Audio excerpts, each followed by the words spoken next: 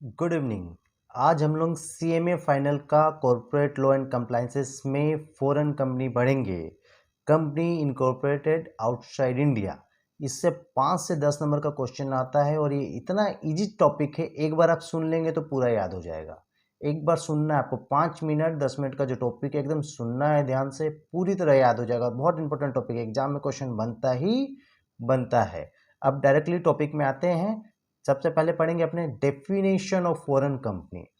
Foreign company का definition क्या है, देखिए section 2 subsection 42 of the companies act 2013।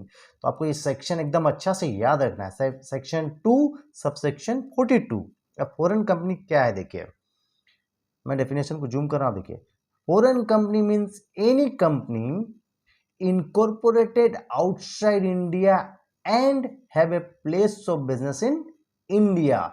यहां दो कंडीशन लिखी हुई है, फॉरेन कंपनी होने के लिए दो कंडीशन सेटिस्फाइड होगी तो उस कंपनी को बोलेंगे फॉरेन कंपनी। दोनों condition, both the condition must be satisfied.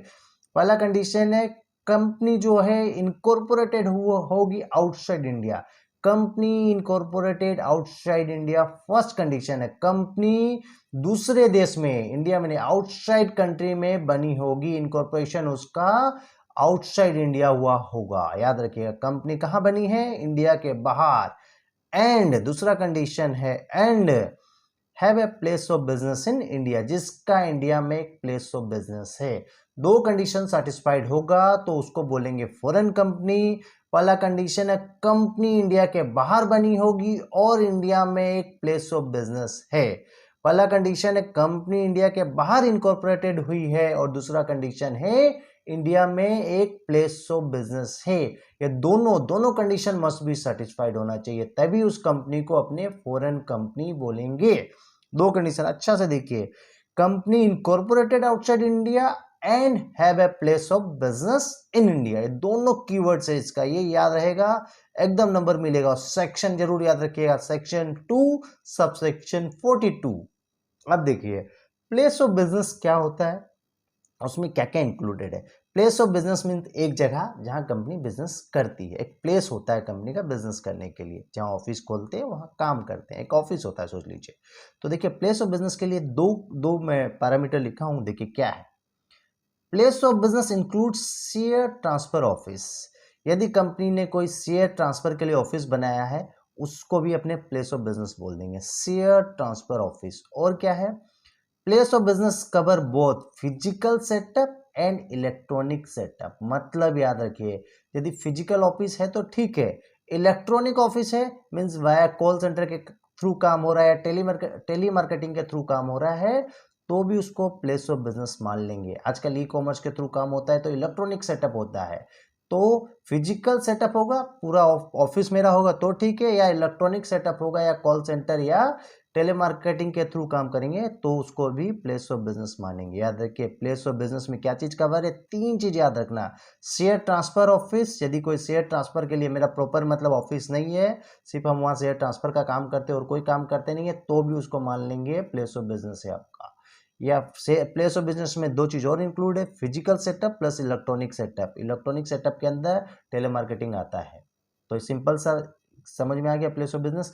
अब देखिए एक तो नया प्रोविजन आया है, क्या बोलता है, देखिए provision, where at least 50% paid up capital of foreign company held by Indian, then the provision of foreign company is applicable on that company. क्या बोलता है, यदि कोई भी फॉरेन कंपनी का 50% से ज्यादा कैपिटल इंडियन ले लेगा, तो इंडियन मतलब इंडियन आदमी भी हो सकता है, इंडियन कंपनी भी हो सकता है, सीधा सा बात है। कोई भी फॉरेन कंपनी का यदि कैपिटल मतलब कंट्रोल हो जाता है, 50% से ज्यादा इंडिया में रहा, तो उसके ऊपर भी, जो फॉरेन कंपनीज के ऊपर जो जो प्रोविजन अप्लीकेबल है इंडिया में इंडियन कंपनी एक्ट पे, उस कंपनी के ऊपर अप्लीकेबल हो जाएगा। मतलब सपोज ये दो कंडीशन ऊपर की सेटिस्फाइड नहीं करती है, ठीक है, कंपनी इनकॉर्पोरेट आउटसाइड इंडिया है, प्लेस ऑफ बिजनेस नहीं है, लेकिन इंडियन उसका 50% से ज्यादा शेयर होल्ड करके लगता है, इंडियन वर्ड यूज किया है। इंडियन मतलब इंडियन आदमी भी हो सकता है, इंडियन कंपनी भी हो सकता है। तो यदि कोई भी इंडियन उसका 50% से ज़्यादा हिस्सा होल्ड करेगा तो उसके ऊपर भी ये एक्ट का सारा प्रोविजन अप्लीकेबल हो जाएगा, उसको डीम्ड फॉरेन कंपनी मान लेंगे। याद रखिए प्रोविजन में क्या आ जाएगा, डीम्ड फॉरेन कंपनी, और उसके लिए जो जो कंपनीज एक्ट में प्रोविजन बोला है वो उसके ऊपर अप्लीकेबल हो जाएगा। देखिए दो दो कंडीशन है, देखिए where at least 50% paid up capital of foreign company held by Indian, word Indian use के, then the provision of foreign company is applicable on that company and here Indian mac holding by Indian citizen और Indian company. देखिए ये पूरा section को zoom कर रहा हूं, जब भी फॉरेन कंपनी का आएगा आपको एकदम पूरा ऐसे लिखना है, section 2 subsection 42 of the companies act. इसका कीवर्ड मैं आपको सिखा दे रहा हूं, क्या है, कंपनी इंडिया के बाहर बनी होगी और इंडिया में एक प्लेस ऑफ बिजनेस होगा, और प्लेस ऑफ बिजनेस में शेयर ट्रांसफर ऑफिस, फिजिकल या इलेक्ट्रॉनिक सेटअप दोनों कवर है। और यदि किसी कंपनी का 50% से ज़्यादा शेयर इंडियन लेके रखा है उसको भी डीम्ड फॉरेन कंपनी मान लेंगे, सीधा सा बात है। समझ में आया, एकदम सिंपल सा फॉर्मूला, ये जरूर याद रखिएगा। सेक्शन 2 सबसेक्शन 42 का मैं बार बार बोल रहा हूँ, इसमें बहुत क्वेश्चन बनता है।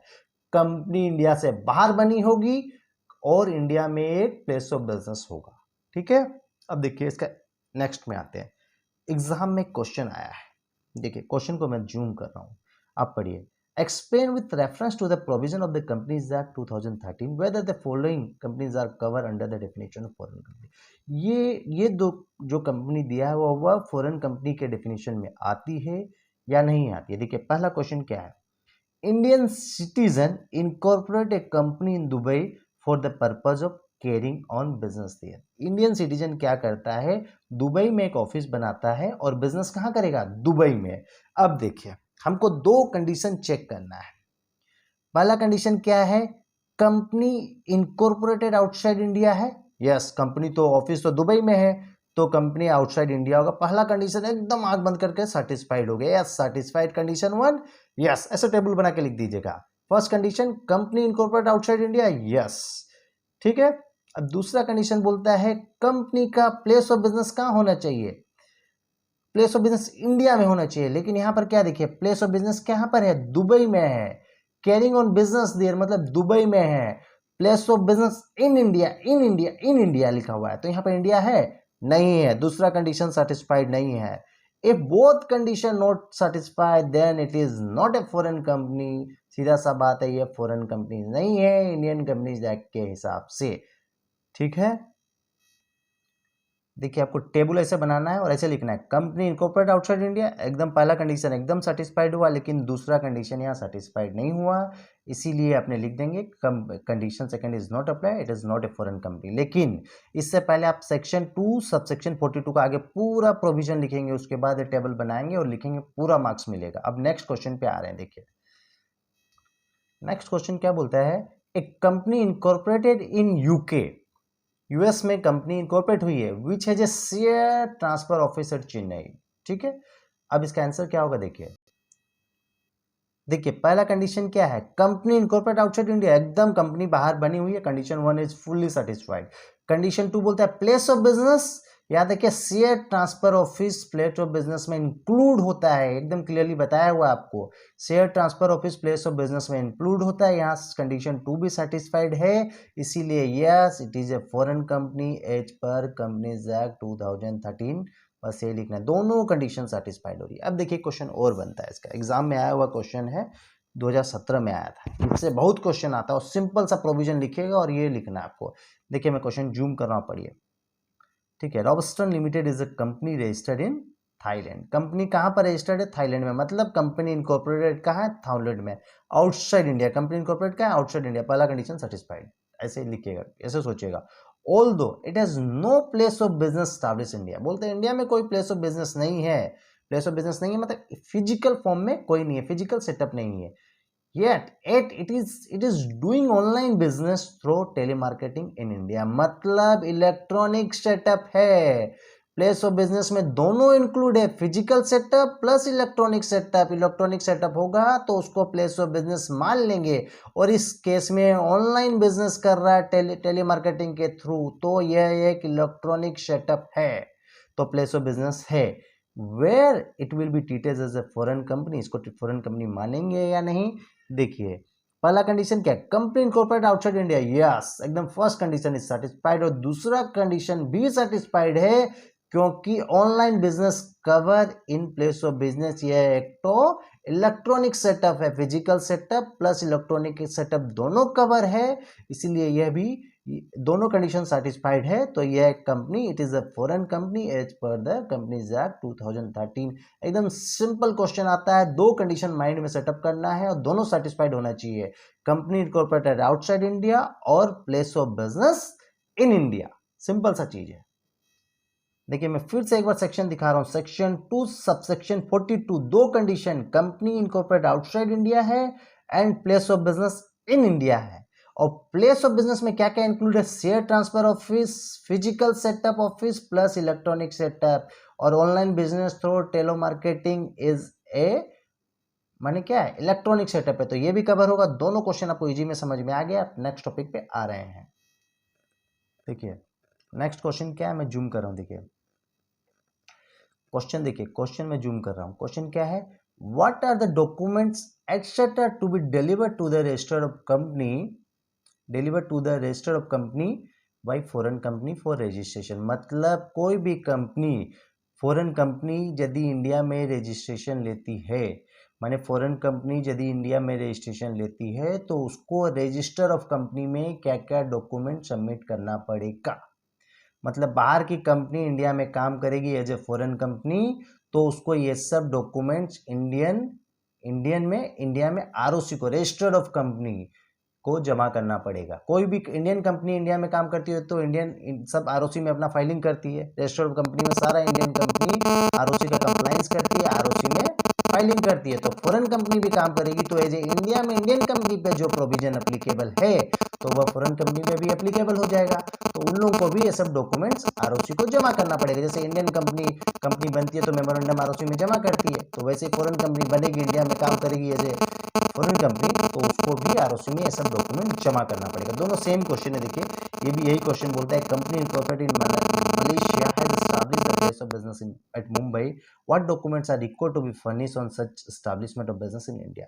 कोई भी कंपनी, बोलने का मतलब है कोई भी फॉरेन कंपनी इंडिया में प्लेस ऑफ बिजनेस करती है, इंडिया में काम करती है, तो उस कंपनी को ये सब डॉक्यूमेंट्स आरओसी में, रजिस्टर्ड ऑफ कंपनी में जमा करना पड़ता है। क्या क्या डॉक्यूमेंट्स, मैं एक बार बताऊंगा आपको याद हो जाएगा। देखिए आंसर, देखिए आंसर में बोलता है every foreign company within 30 days of establishment of place in business submit the following documents to ROC. मतलब जितना फॉरेन कंपनी है कितना दिन के अंदर, 30 दिन के अंदर, जब वो प्लेस ऑफ बिजनेस माने अपना इंडिया में एक प्लेस ऑफ बिजनेस बना लेती है, वहां से 30 दिन के अंदर, 30 डेज के अंदर आरओसी में ये डॉक्यूमेंट जमा होता है। सीधा सा बात है, कोई भी फॉरेन कंपनी इंडिया में प्लेस ऑफ बिजनेस बना लेती है तो उसको 30 डेज के अंदर इंडिया में ये सब डॉक्यूमेंट जमा करना पड़ता है। डॉक्यूमेंट्स क्या क्या है, देखिए चार्टर, चार्टर मतलब होता है right and authority of a company. जैसे इंडियन कंपनी अपना मेमोरेंडम एंड आर्टिकल्स में सारा रूल्स एंड रेगुलेशन लिख देती है, वैसे इंडिया से बाहर वाली कंपनी एक चार्टर बनाती है, स्टैट्यूट बनाती है, जिसमें लिखती है कि ये मेरा ऑब्लिगेशन है, ये मेरा राइट है। फॉरेन कंपनी का जहां कंपनी इनकॉर्पोरेट हुई होगी वहां पर एक मेमोरेंडम बना होगा, वहां पर एक आर्टिकल ऑफ एसोसिएशन बना होगा, वैसे एक चार्टर्ड भी बनता है जहां पर उन लोग राइट, उस कंपनी का राइट, डायरेक्टर का राइट एंड अथॉरिटी लिखा जाता है, तो उसको बोलते हैं चार्टर्ड। जो इंडियन कंपनी पे एप्लीकेबल नहीं है लेकिन सारा फॉरेन कंपनी पे एप्लीकेबल है, तो उसमें right and authority of a company लिखा जाता है। और सिंपल सा memorandum of association of company होगा, article of association of company होगा, सीधा सा है। और name of all the director and address of all the director, और एक पॉइंट डाल देंगे, DIN number of all the directors. Director का नाम होगा, डायरेक्टर का एड्रेस होगा और डायरेक्टर का डिन नंबर होगा, and full address of principal place of business in India. India में जहां बिजनेस कर रहा है, full address of principal place of business India होगा, and name of the person who receive notice on behalf of the company. ठीक है, देखिए एक एड्रेस होगा फॉरेन प्लेस का जहां पर कंपनी रजिस्टर्ड है, वो उसका भी एड्रेस देना पड़ता है। सिंपल सा चीज है, आपको एकदम याद रहेगा। आगे सिंपल सा याद है कि चार्टर्ड मतलब फॉरेन कंपनी का रूल्स एंड रेगुलेशन उसमें लिखा रहता है। मेमोरेंडम एंड आर्टिकल, तीन तो एकदम कॉमन है, chartered, memorandum of association and article of association. अब डायरेक्टर पे आ जाएंगे, डायरेक्टर का नाम, डायरेक्टर का एड्रेस, डायरेक्टर का डीन नंबर, और एड्रेस, एड्रेस दो जगह का लगता है, एक तो जहां पर अभी इंडिया में जहां बिजनेस कर रहा है और जहां पर फॉरेन में जहां रजिस्टर है वहां का भी एड्रेस, दोनों जगह का एड्रेस लगेगा। और इंडिया में एक आदमी तो फॉरेन कंपनी का होना चाहिए जो नोटिस वोटिस रिसीव करेगा इंडिया में, तो name of the person who receive notice on behalf of the company in India, simple सा एकदम याद रखिएगा। Chartered, memorandum of association, article of association, director का डिटेल और इंडिया में कौन उसका लेगा और एड्रेस, चार चीज याद रखना है। Charter, memorandum of association, article of association, director का डिटेल्स, नेम डायरेक्टर का एड्रेस, दिन नंबर और फॉरेन का एड्रेस और इंडिया का एड्रेस प्लेस ऑफ बिजनेस का, और name of the person who receive notice, India में एक आदमी जो उसका नोटिस रिसीव करेगा उसका डिटेल। बस ये 30 दिन में आरओसी को ये डॉक्यूमेंट्स जमा करना पड़ता है। सेक्शन 380 लिख दीजिएगा। अब एक तो क्वेश्चन, सिंपल सा क्वेश्चन आता है, अकाउंट शो पे फॉरेन कंपनी के ऊपर इंडिया का इंडियन एक्ट क्या बोलता है, ठीक है। बोलता है balance sheet and PL account as per schedule 3। Indian company अपना बुक्स ऑफ अकाउंट जो होता है शेड्यूल 3 के हिसाब से बनाता है, फॉरेन कंपनी बनाएगा, audited by chartered accountant, chartered accountant audit करेगा। बस फॉरेन कंपनी के पास एक एक्स्ट्रा बेनिफिट है कि फाइनेंशियल ईयर इंडियन कंपनी पे एप्लीकेबल है, ये चाहे तो कैलेंडर ईयर भी एप्लीकेबल कर सकती है, क्योंकि सारा वर्ल्ड में कैलेंडर ईयर वाला कंसेप्ट चलता है, इसीलिए यह एक बेनिफिट फॉरेन कंपनी को दिया गया है। और फॉरेन कंपनी ना balance sheet and PL account ROC में नॉर्मली जैसे इंडियन कंपनी फाइल करती है, सारा इंडियन कंपनी का रूल्स है। देखिए इंडिया में जो इंडियन कंपनी फाइलिंग कर रही है वही फॉरेन कंपनी को भी फाइल करना पड़ेगा, खाली एक एक्स्ट्रा बेनिफिट दिया है, ये कैलेंडर ईयर के हिसाब से फाइल कर सकती है। सिंपल सा चार्ट वर्ड है, बैलेंस शीट पीएल शेड्यूल 3 के हिसाब से, ऑडिट रिपोर्ट कराना पड़ेगा चार्टर्ड अकाउंटेंट से, फाइनेंशियली और कैलेंडर ईयर का दोनों के हिसाब से करती है और फाइल करेगी balance sheet and PL to ROC. Simple सा क्वेश्चन है। देखिए अभी क्वेश्चन आया एग्जाम में 2014 में आया था, मैं एक आइडिया दे दूंगा, आप खुद लिख लोगे आंसर इसका। देखिए बोलता है under section 387 of the companies act 2013 what are the particulars required to be included in a prospectus to be issued by an existing foreign company. Prospectus मतलब होता है कोई भी कंपनी अपना शेयर इशू करती है किसी को तो एक प्रोस्पेक्टस इशू करती है, यदि शेयर बेचती है, शेयर अलॉटमेंट करती है तो, ठीक है। तो यदि फॉरेन कंपनी इंडिया में अलॉटमेंट करेगी तो उसके लिए वो क्या करेगी, उसके लिए क्या क्या प्रोविजन है, प्रोस्पेक्टस का क्या चीज आएगा, प्रोविजन रिगार्डिंग प्रोस्पेक्टस, ठीक है, क्या चीज इंक्लूड होता है उसका प्रोस्पेक्टस में।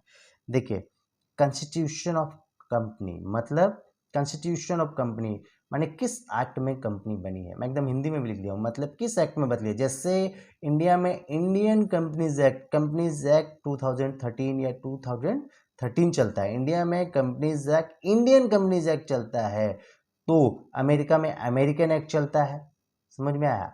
तो वैसे जिस कंट्री का है उस कंट्री में कौन सा एक्ट है, जैसे इंडिया में इंडियन कंपनीज एक्ट तो वहां पर अमेरिकन एक्ट होगा, अमेरिका की होगी, तो जिस कंट्री में उस कंपनी का एक्ट होगा तो कॉन्स्टिट्यूशन ऑफ द एक्ट माने बताना पड़ेगा किस एक्ट के हिसाब से, कॉन्स्टिट्यूशन ऑफ कंपनी, कंपनी जो रजिस्ट्रेशन हुई है किस एक्ट के हिसाब से हुई है, उसका कॉन्स्टिट्यूशन क्या है, ठीक है। दूसरा है country of incorporation of foreign company, किस कौन सा कंट्री से बिलोंग्स करती हो तो बताना ही पड़ेगा, किस एक्ट के अंदर कवर है, प्लस कौन सा कंट्री से है वो बताना ही पड़ेगा। एड्रेस देना पड़ेगा फॉरेन प्लेस का, जहां पर है वहां का एड्रेस देना ही पड़ेगा प्रोस्पेक्टस में, और address of principal business in India. मतलब सीधा सा बात है, प्रोस्पेक्टस में चार चीज मेनली कवर है, फॉरेन का एड्रेस और इंडिया का एड्रेस, समझ में आया, फॉरेन जहां पर रजिस्टर है और इंडिया में जहां प्लेस ऑफ बिजनेस है, सिंपल सा चीज है। और किस कॉन्स्टिट्यूशन में कंपनी बनी है, किस एक्ट के अंदर कंपनी बनी है वो एक्ट का डिटेल देना पड़ेगा, और जहां पर जिस कंट्री में बनी है, सीधा सा सिंपल सा है, जिस कंट्री में बनी है वहां का बताना पड़ेगा, कंट्री ऑफ इनकॉर्पोरेशन, और उस कंट्री में उसका एड्रेस, जैसे अमेरिका में है तो अमेरिका में उसका एड्रेस जहां, उस एड्रेस का भी डिटेल देना पड़ेगा, तो अमेरिका तो बताना पड़ेगा, उसका एड्रेस भी देना पड़ेगा। सिंपल सा चार्टो चीज है और कुछ नहीं है। फॉरेन कंपनी एकदम इजी टॉपिक है, इससे आपका एग्जाम में कम से कम 5 से 10 नंबर का क्वेश्चन बनता ही बनता है, ठीक है। Thank you. मेरा मेरा मेरा वीडियो आपको अच्छा लगा तो मेरे चैनल को सब्सक्राइब कीजिएगा, मेरे वीडियो को लाइक कीजिएगा, और कुछ भी डाउट है आपको कंपनी लॉ में किसी भी टॉपिक में तो मेरे से पूछिएगा कमेंट बॉक्स में, मैं आपको जरूर रिप्लाई दूंगा। Thank you.